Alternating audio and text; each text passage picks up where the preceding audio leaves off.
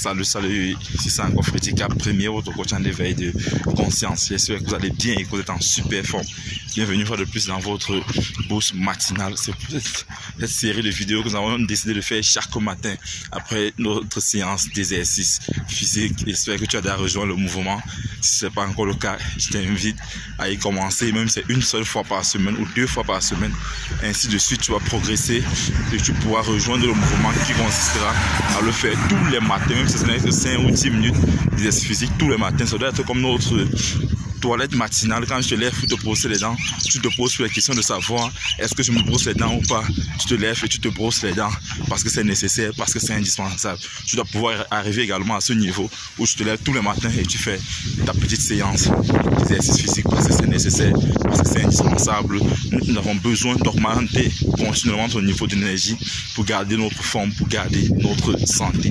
Alors comme tous les matins, le boost de ce matin encore, c'est tout simplement une petite expérience que j'ai vécue tout à l'heure lors de mon training de ce matin et cela m'a inspiré. J'ai décidé de partager cette petite expérience là avec vous. Alors qu'est-ce qui s'est passé?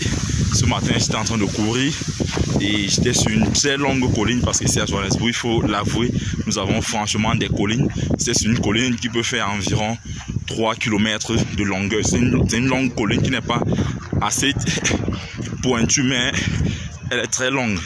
Alors j'étais là avec un rythme assez constant et puis d'un seul coup il y a un jeune homme qui me traverse en respirant à fond.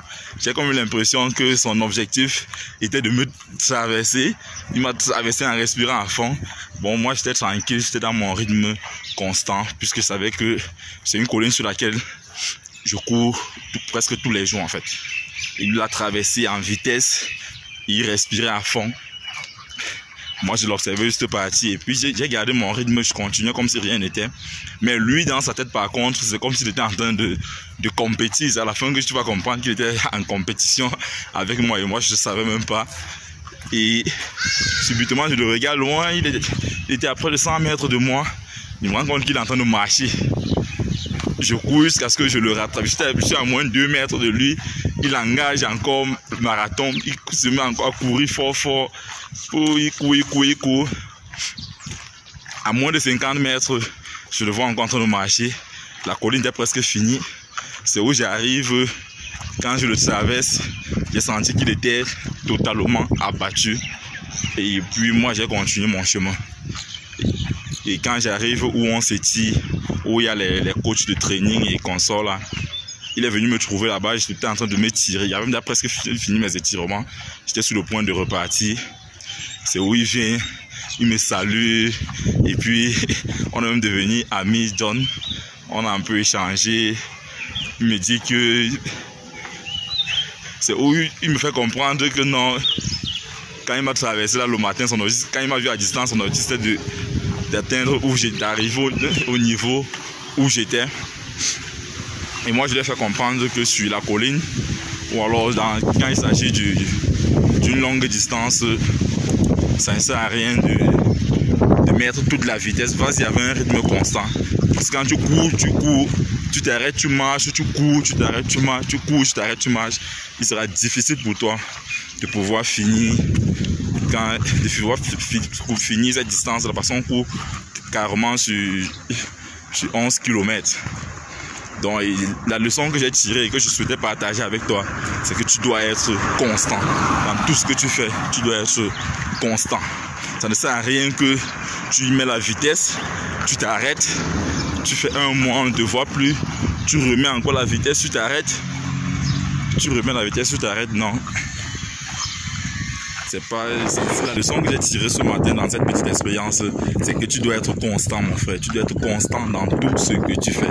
Ça ne sert à rien d'être là aujourd'hui, demain tu n'es pas là, tu reviens le lendemain tu n'es pas là. Non.